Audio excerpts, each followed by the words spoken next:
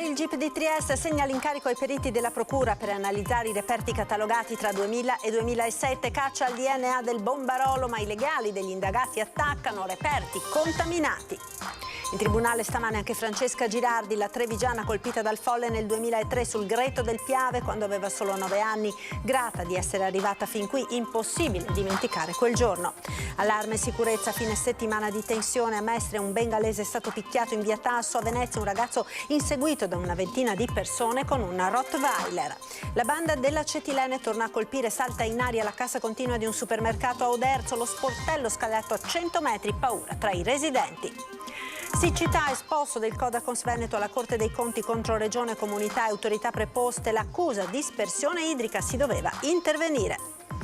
Duomo di Oderzo gremito per l'addio a Barbara, la 17enne morta insieme all'amica nel tragico schianto di Gorgo al Monticano. Commozione per la lettura della lettera che la ragazza ha scritto alla mamma poco prima di morire.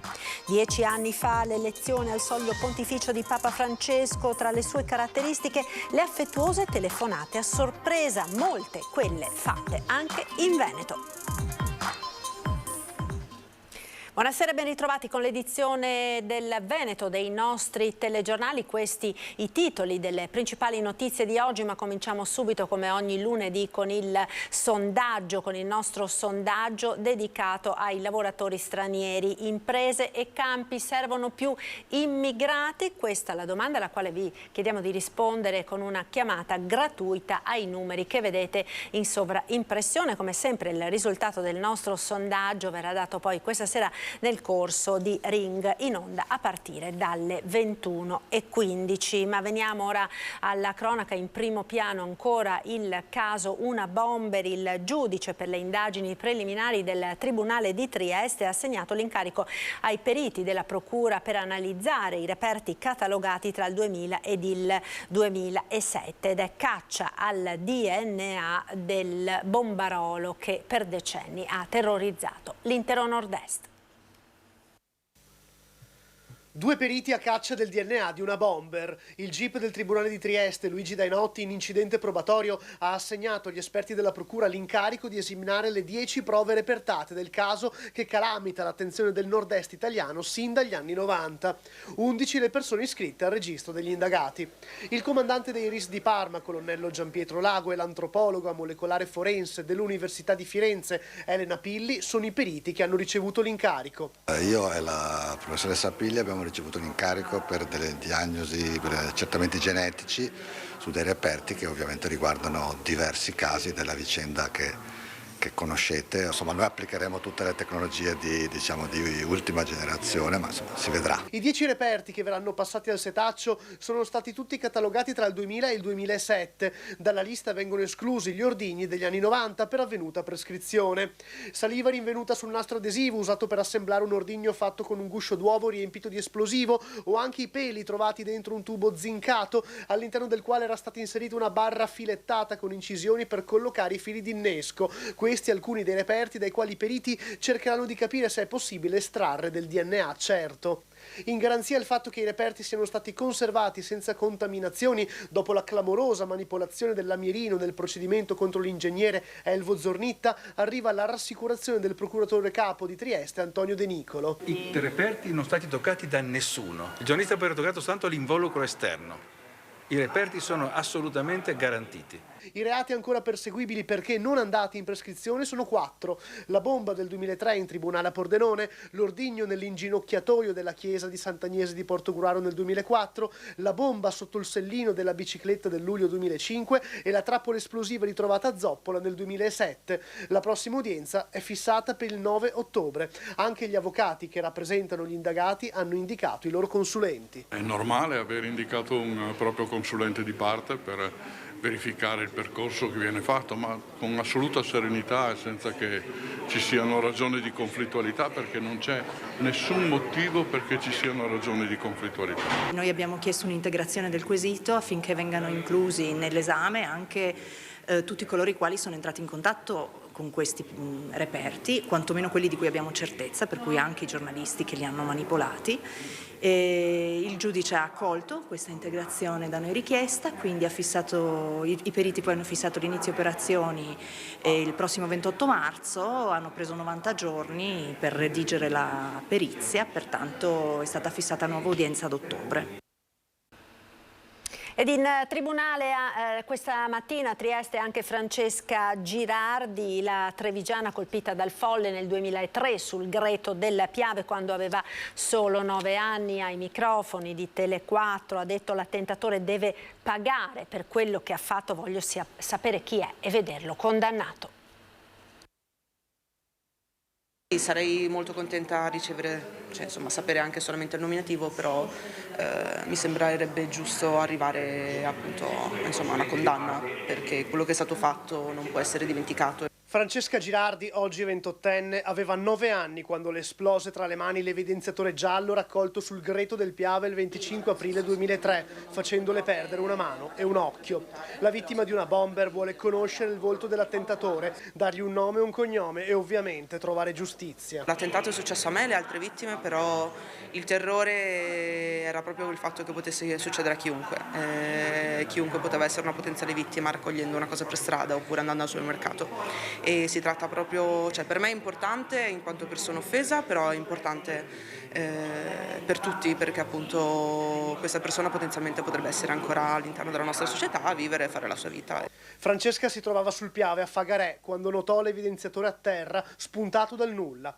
Insieme a un amichetto, l'allora bambina, dopo una gara ingaggiata col compagno di giochi, si era guadagnata la possibilità di ricevere in premio il misterioso evidenziatore dal colore sgargiante. Impossibile per 2 bambini pensare a un pericolo in quel frangente. Francesca aveva raccolto l'evidenziatore, quindi alzato il cappuccio, poi l'esplosione. A me sembra ieri quello che è successo e per fortuna direi, perché appunto è un po' anche quello che mi spinge, che mi dà la carica di continuare a combattere e ad andare avanti. Le indagini su una bomber si sono riaperte dopo 13 anni di silenzio. Francesca Girardi ha dovuto stringere i denti, convivere con le sue ferite e riesce a vivere come una qualsiasi 28enne dovrebbe, tra passioni, desideri e obiettivi, ma con uno scopo in più, quello di conoscere la verità, il perché di quello che le è successo 20 anni fa. Sono molto contenta di essere qui e di essere arrivata a un obiettivo raggiunto, che è quello della riapertura delle indagini, perché sono passati molti anni e non era scontato che si arrivasse appunto a questo traguardo, e sono molto felice di poter essere qua a combattere a testa alta per questo. La siccità, ora il Codacons del Veneto denuncia tutti, dalla regione ai comuni, troppa dispersione idrica, dicono dall'Associazione dei Consumatori. Sentiamo. Perché la denuncia? La denuncia è per verificare se quello che doveva essere stato fatto nella misura sufficiente e necessaria è stato fatto. Quindi sia come verifica del passato, ma anche, e direi forse soprattutto, come prevenzione a quello che potrebbe essere l'ingigantirsi del problema in futuro. Un esposto alla Corte dei Conti regionale per fare piena luce sulle responsabilità della crisi idrica, perché se da un lato è vero che cambiamenti climatici e Giove pluvio non danno una mano, dall'altro è altrettanto innegabile come la dispersione dell'acqua sia una piaga imputabile per lo più all'uomo. Codacons quindi si rivolge al giudice contabile partendo dalle percentuali di acqua dispersa secondo gli ultimi dati diffusi da Istat nel 2020, con Maglia Nera Belluno 68%, 42 Venezia, circa 39 Rovigo, seguono Verona con il 35% di acqua sprecata, quasi 28 Padova, 26,7 Vicenza e Treviso. Per il Codacons il danno è a 360 gradi, anche turistico.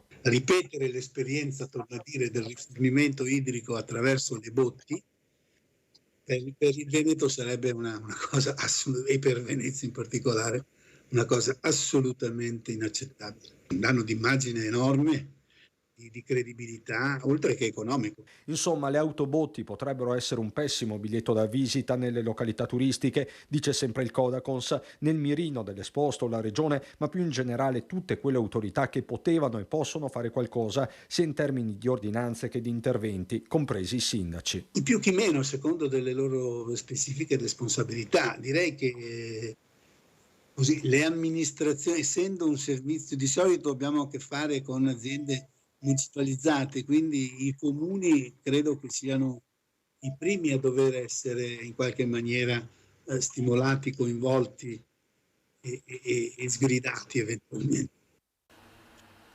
Situazione sempre più critica sul fronte della siccità, ormai si va verso una ordinanza regionale per il razionamento dell'acqua. Dopo l'appello del presidente Zaia ai cittadini, sentiamo come rispondono. Se finisce l'acqua non finiamo di vivere noi.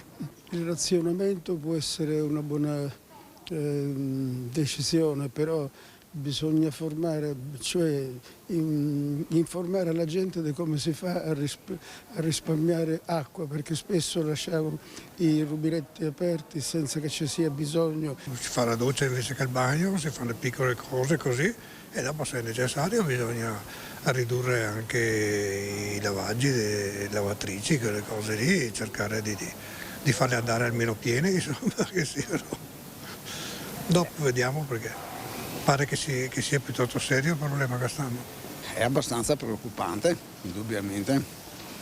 Cioè, è da un anno di fatto, è dalla primavera dell'anno scorso che piove, è piovuto molto poco, per cui sì, c'è da stare attenti. Sembra giustissimo, francamente, cioè ci sono tanti sprechi inutili che possono essere limitati. Spero proprio che non si arrivi, comunque se è necessario c'è poco da fare, non comandiamo. E io la lavastoviglie la faccio quando è completamente piena, non quando è a metà. E la lavatrice lo stesso. È anche colpa nostra, perché noi ne sprechiamo tante in certi momenti e quindi potremmo anche razionarla, insomma, ecco. Quello che possiamo fare nel nostro piccolo è limitare nell'uso quotidiano, quindi dal lavaggio dei denti, delle mani, della doccia, invece che farla lunga una vita, limitarsi così. Poi ovviamente sì, c'è bisogno in questo momento. Sarà un'estate con pochi bagni in piscina. Io non l'ho mai apprezzata più di tanto, per cui non è un problema per me, ma insomma sì, qualcosa dobbiamo fare tutti. Le interviste ai vicentini della nostra redazione di Vicenza, e restiamo in zona, siamo andati a Sossano per vedere il livello idrico nei canali di irrigazione con l'allarme del consorzio Alta Pianura Veneta. Emergenza idrica in Veneto colpisce duramente anche i colli iberici, in particolare la zona a sud, un'area storicamente alimentata da risorgive da piogge frequenti e copiose, ma che negli ultimi anni soffre particolarmente la carenza d'acqua. Qui siamo a Sossano. Il fiume Liona praticamente è un fiume che è alimentato da risorgive, ma se lei ben vede, ma credo anche i nostri telespettatori vedano, non ce n'è assolutamente niente o pochissima. Non scorre, è lì fermo, perché abbiamo il 70% di meno dell'acqua dell'anno scorso in questo periodo. Non va meglio più a sud, al confine con l'Onigo. Qui lo scorso anno i comuni attraversati dal fiumicello Brendola sono stati costretti ad emettere ordinanze reiterate più volte di divieto di irrigazione dei terreni per motivi igienico-sanitari dovuti all'abbassamento del minimo vitale sufficiente per la fauna acquatica. Questo è un posto strategico dove praticamente l'acqua arriva dal fiumicello Brendola, e qua c'è una direzione dove verso sud parte lo scolo Fossiello, che in questo momento è completamente asciutto, e questo è un vettore, uno dei due vettori principali che porta acqua verso il Basso Vicentino e l'inizio della provincia di Verona. E l'altro è lo scolo appunto Bressana, dove fa la parte di Alonte e arriva fino in località Spessa, quindi Alonte e Orgiano, per poi proseguire verso Asiliano Veneto. La situazione è tragica e problematica. Luca Zaia, dopo l'appello, sta ora valutando un'ordinanza antisprechi che garantisca gli usi civili dell'acqua, ma il problema è nazionale. Un apposito decreto del governo è atteso giovedì, con Matteo Salvini, ministro alle infrastrutture, a coordinare un'apposita cabina di regia. Dopo i bacini di laminazione, ora servono i bacini di accumulo. È disarmante quello che è oggi il nostro ruolo, perché non riusciamo assolutamente a dare nessun tipo di risposta, anche se stiamo mettendo in atto tutte le nostre esperienze per fermarla con degli sbarramenti temporanei o tutto quello che serve perché l'acqua in qualche maniera non vada persa. Stiamo lavorando nel Vicentino sulla diga di Meda, una diga importante. Venerdì sera alle 8 mi hanno chiamato al Ministero e sembra che qualcosa si stia muovendo. Altre cose, come vi dicevo, i sbarramenti, siti d'acqua nella zona di Sovenceno, nella zona delle nostre priarie dove sono dentro acqua. Adesso vediamo cosa possiamo fare. La cronaca ancora con l'allarme sicurezza a Mestre, un bengalese è stato picchiato in via Tasso a Venezia. Ieri un ragazzo inseguito da una ventina di persone con un Rottweiler. Un altro pestaggio a Mestre, questa volta non in via Piave ma ai giardini di via Tasso in pieno giorno, una laterale di Corso del Popolo. 5 cittadini di origine africana si sono scagliati contro un giovane bengalese, scaraventandolo a terra e prendendolo a pugni, schiaffi, spintoni. Attirati dalle urla, alcuni residenti hanno immediatamente chiamato il 113, ma quando gli agenti sono giunti sul posto, sia l'aggredito che gli aggressori erano già fuggiti. Ancora sconosciuti dunque i motivi del pestaggio. Chi frequenta questo parco abitualmente però lo definisce tranquillo, anche se da tempo viene considerato tra i più caldi della città, non tanto per l'attività di spaccio quanto come punto di ritrovo per i consumatori.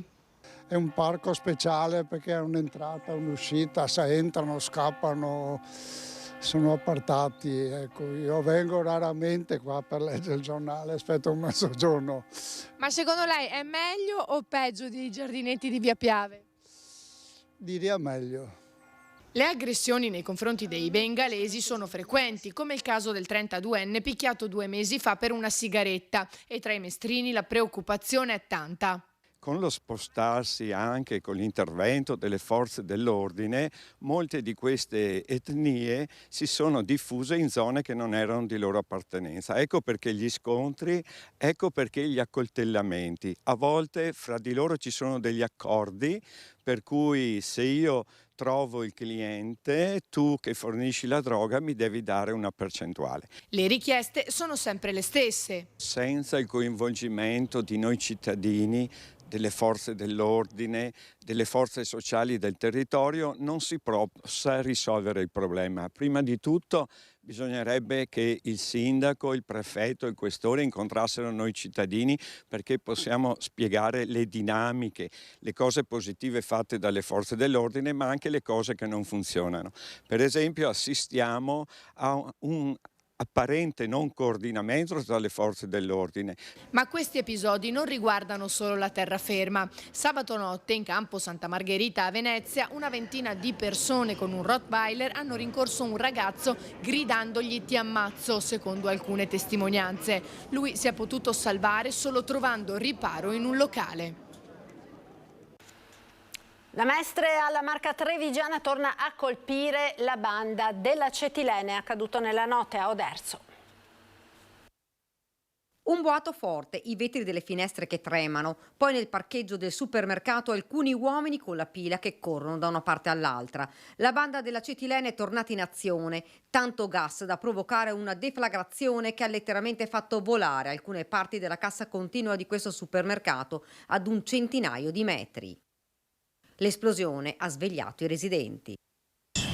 Colpo forte. Se pensavo fosse stato un incidente, avevo guardato dalla finestra, visto che erano gli uomini che erano dentro con la pila. Ha visto quindi della gente che aveva la pila in mano? Sì, quando era già successo. Si era fermata una macchina là passata, che era i cancelli chiusi, e sono andati dietro di corsa con la pila a vedere cosa è successo. Quante persone ha visto? 4-5. Erano le 2:20 più o meno questa mattina. Avete preso paura? Abbastanza. Sì, perché non sapevamo cosa era successo. Dopo è uscito il mio compagno, sono usciti i miei cognati a vedere, abbiamo visto del movimento, però io sono rimasta dentro perché lei si è svegliata subito. Mio figlio ha sentito il colpo.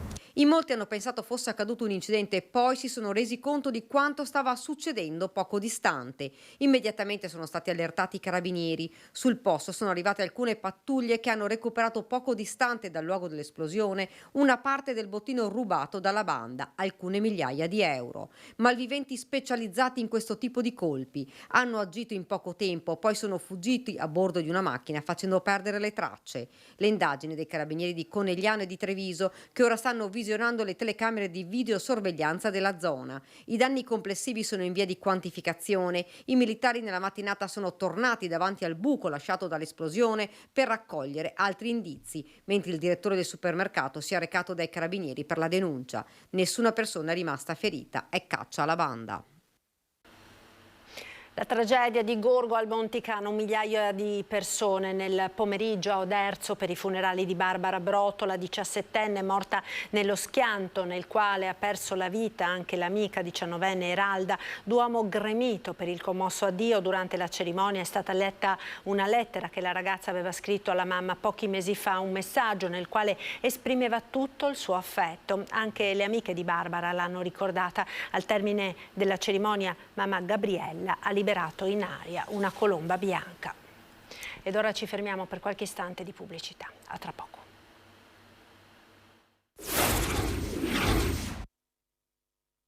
E rieccoci in diretta, TG del Veneto, ancora cronaca, grave incidente stradale nell'Alta Padovana a Silvelle di Trebaseleghe. Una doppia curva, l'auto che finisce dentro il canale che costeggia la strada e il ragazzo alla guida, un 23enne del posto, che finisce all'ospedale in gravi condizioni. È accaduto a Silvelle di Trebaseleghe, con l'automobile uscita di strada da sola per causa in corso di accertamento da parte della Postala di Padova, che ha eseguito i rilievi. Ai pompieri, arrivati dal distaccamento di Cittadella e Castelfranco, si è presentata una scena complicata. Con l'auto schiacciata alla base di un albero hanno messo in sicurezza la Fiat 500 ed estratto l'autista, rimasto incastrato al posto di guida. Il giovane è stato preso in cura dal personale sanitario del SUEM, stabilizzato e trasportato in elicottero all'ospedale di Padova. Le forze dell'ordine hanno deviato il traffico e le operazioni di soccorso dei vigili del fuoco sono terminate dopo circa un'ora. 10 anni fa l'elezione al soglio pontificio di Papa Francesco, tra le sue caratteristiche le affettuose telefonate a sorpresa, molte anche quelle nella nostra regione. In Veneto sentiamo cosa è successo nel Padovano. Agosto 2013, Francesco è Papa da pochissimi mesi, quando a Stefano Cabizza, allora 19enne studente di ingegneria, arriva la telefonata che non ci si aspetta. Sono Papa Francesco, diamoci del tu.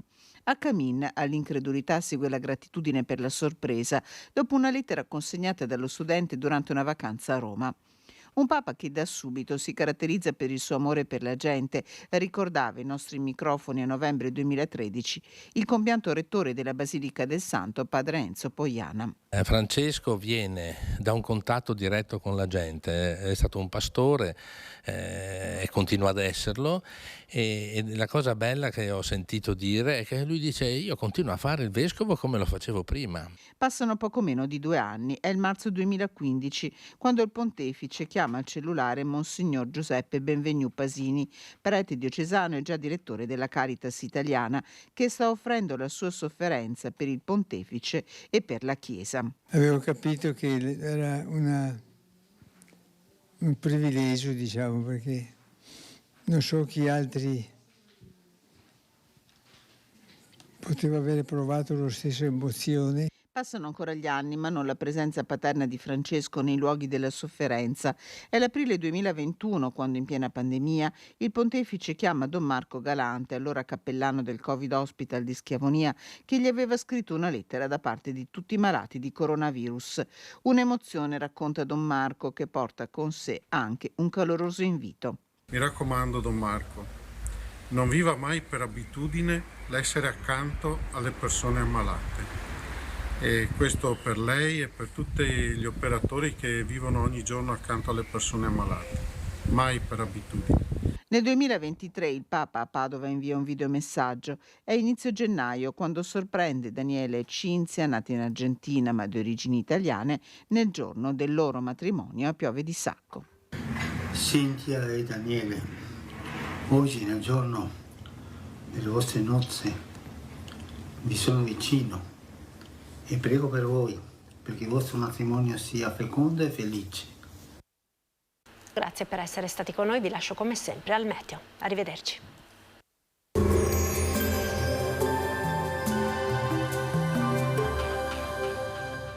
Cooperativa Agricola Volpago offre carne fresca di prima qualità. Ci trovi a Volpago del Montello, Pieve del Grappa, Trebaseleghe e presso lo spaccio del contadino a Dolo e Massanzago. Bentrovati al meteo.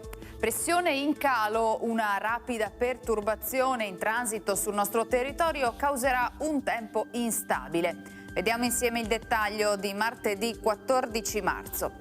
Sul Veneto cielo in genere molto nuvoloso o coperto, con precipitazioni piuttosto diffuse e all'inizio un po' più insistenti sulle zone centro-settentrionali della regione. Migliora poi nella notte. Venti da direzioni e intensità variabili, temperature con andamento irregolare, minime comprese tra 4 e 8 gradi, massime invece tra i 10 e i 15 gradi. Ci spostiamo ora sul Friuli Venezia Giulia, anche in questo caso il cielo sarà coperto con piogge diffuse da abbondanti ad intense, specie nel pomeriggio sera. Temperature minime tra 6 e 7 gradi, massime sugli 11-12 gradi. Infine diamo uno sguardo alla situazione del Trentino Alto Adige, dove avremo anche in questo caso precipitazioni diffuse anche a carattere di rovescio o temporale, in particolar modo al mattino e in attenuazione poi in serata.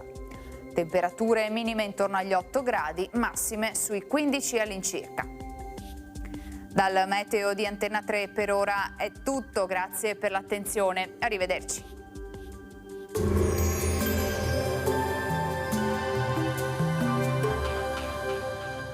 Cooperativa Agricola Volpago offre carne fresca di prima qualità. Ci trovi a Volpago del Montello, Pieve del Grappa, Tre Baseleghe e presso lo spaccio del contadino a Dolo e Massanzago.